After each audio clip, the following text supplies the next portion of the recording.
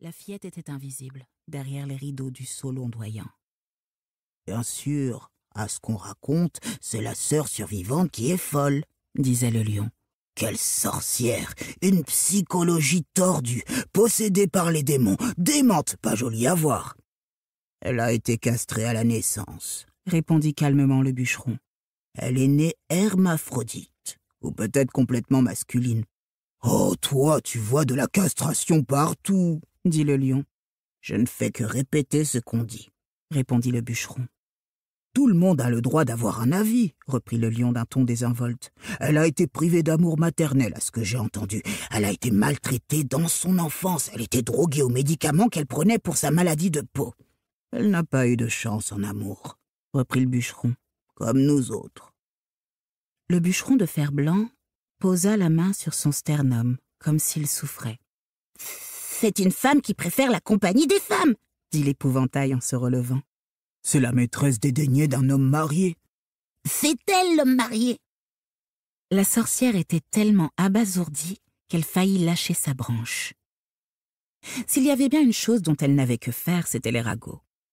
Pourtant, elle vivait recluse depuis si longtemps qu'elle était stupéfaite par les opinions que proféraient vigoureusement ces inconnus. « C'est un despote, un dangereux tyran, » ajouta le lion avec conviction. Le bûcheron tira plus fort que nécessaire sur un nœud dans la crinière. « Tout est dangereux à tes yeux, espèce de poltron. D'après ce que j'ai entendu dire, elle s'est fait le héros de l'indépendance pour les soi-disant Winkies. » Qui qu'elle soit, elle doit sûrement pleurer la mort de sa sœur, dit l'enfant, d'une voix trop profonde et trop sincère pour une personne si jeune. La sorcière en eut la chair de poule. « Ne va pas lui témoigner de la compassion. Moi, en tout cas, je n'en ai aucune, » renifla le bûcheron avec un léger cynisme. « Mais Dorothy a raison, » dit l'épouvantail. « Nul n'est sape au sagrin. » La sorcière était profondément irritée de leur considération condescendante. Elle fit le tour du tronc, s'étirant pour apercevoir l'enfant. Le vent se levait, et l'épouvantail frissonna. Tout en continuant à tripoter les tresses du lion, le bûcheron s'appuya sur lui. L'animal se laissa faire gentiment. « Tempête à l'horizon !»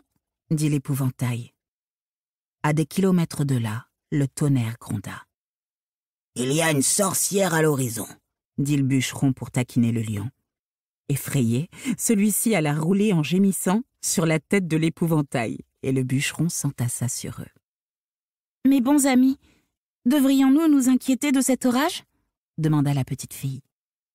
Les vents qui se levaient agitèrent enfin le rideau de verdure, et la sorcière aperçut la fillette.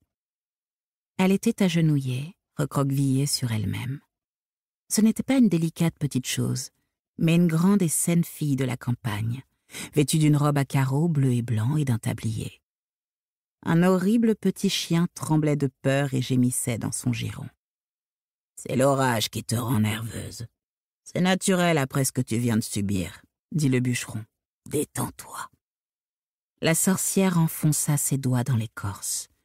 Elle ne voyait toujours pas le visage de la fillette, juste ses avant-bras vigoureux et le sommet de sa tête avec ses couettes noires. Fallait-il la prendre au sérieux, ou bien s'agissait-il d'une simple graine de pissenlit soufflée du mauvais côté?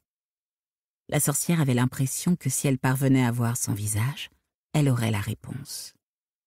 Mais au moment où elle tendait le cou, la fille détourna la tête. « L'orage se rapproche, et vite !» Sa voix enflait comme le vent, tendue et enrouée, comme celle de quelqu'un qui sent monter les larmes. « Je connais les orages, les tempêtes, je sais comment elles nous tombent dessus. »« Nous sommes plus en sécurité ici, » dit le bûcheron. « Certainement pas, » répliqua la fille, « parce que cet arbre est le point le plus élevé par ici, et si la foudre tombe, ce sera sur lui. » Elle étreignit son petit chien. « N'avons-nous pas vu une cabane un peu plus loin? Venez, venez! Épouvantail, si jamais un éclair frappe, c'est toi qui brûleras le plus vite. Venez donc !» Elle se leva et se mit à courir gauchement. Ses compagnons la suivirent, gagnés par la panique. Au moment où tombèrent les premières grosses gouttes, la sorcière aperçut, non le visage de la fillette, mais ses chaussures.